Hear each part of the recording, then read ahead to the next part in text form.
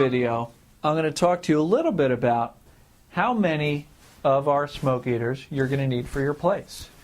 And really, the big question is, how many do you need? A lot of people call me up and say, oh, I need a smoke eater. And find out they've got 3,000 square feet, 4 different rooms, and they want a smoke eater for by the bar. And clearly that's not going to work.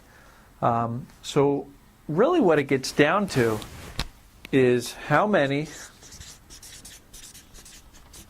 air exchanges per hour. Okay?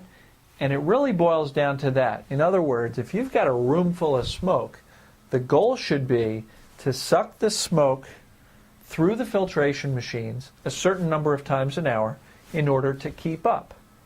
So for example, if you want to suck the air through the smoke or through the smoke eaters 10 times an hour, you need to do it once every 6 minutes, right?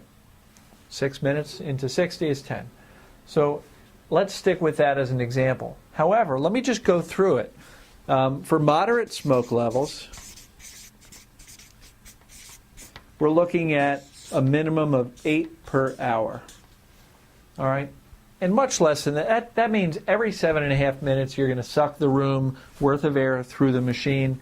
And that is certainly adequate for moderate smoke levels.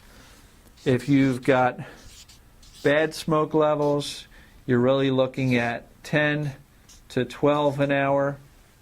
Okay? And that's simply because the more smoke there is, the faster you're going to want to bring it through the filtration machines to keep up. So 10 to 12 means every 5 to 6 minutes you're going to be drawing the air through the filtration machines. And if you've got really bad,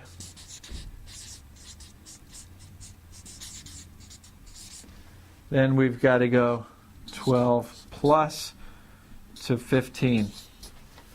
Okay? And it really is as simple as that. If you have enough air filtrations per hour, you can virtually keep up with any amount of smokers. Now, nothing's going to be instant. Nothing is going to be perfect. If you've got a non-smoker sitting at the bar next to a smoker, and takes a puff and blows it out his mouth, guess what? The non-smoker's definitely going to get some. However, if you're sucking the air through the filtration machines every 4 to 5 minutes for a really bad smoke level, you can imagine you're going to do a really nice job in minimizing it. Without that, if you don't have enough power, let's say you go with about 4 air exchanges per hour. What's that? About every 15 minutes. Flat out, you're just not going to keep up. You're going to be fighting a losing battle. The smoke's going to get worse and worse and worse throughout the course of the night. So when it comes time to figure out how many, we need to calculate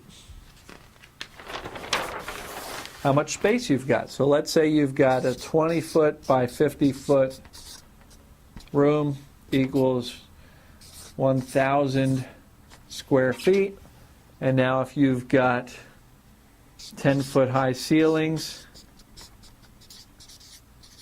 that equals 10,000 cubic feet of air. That is the magic number.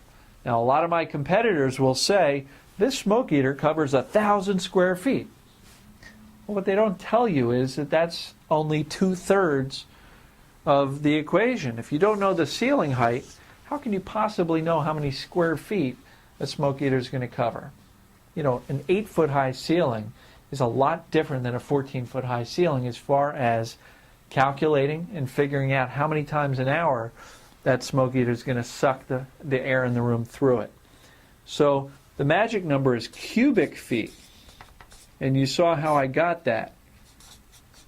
That was the length times width times ceiling height gives you your cubic feet. And then it's simply a matter of figuring out, based on the cubic footage and the air exchanges per hour we need to hit based on your smoke levels, how many CFM we need, and then I can simply take a look at the number of machines based on the ceiling height. So instead of really trying to teach you to do all these calculations, I just wanted to make sure that this video explained to you why the calculations matter, why I'm asking you for all that information in the quote request forms. So let me do the work for you, let me do the calculations, or you can use our calculator available on the site. Just plug in these details and we'll recommend which machines make sense and how many of them. But I really just wanted to explain the difference between square footage, cubic footage, and why the air exchanges per hour really is the key to making this whole thing work. So I hope that makes sense, and we'll see you in the next video. Thanks.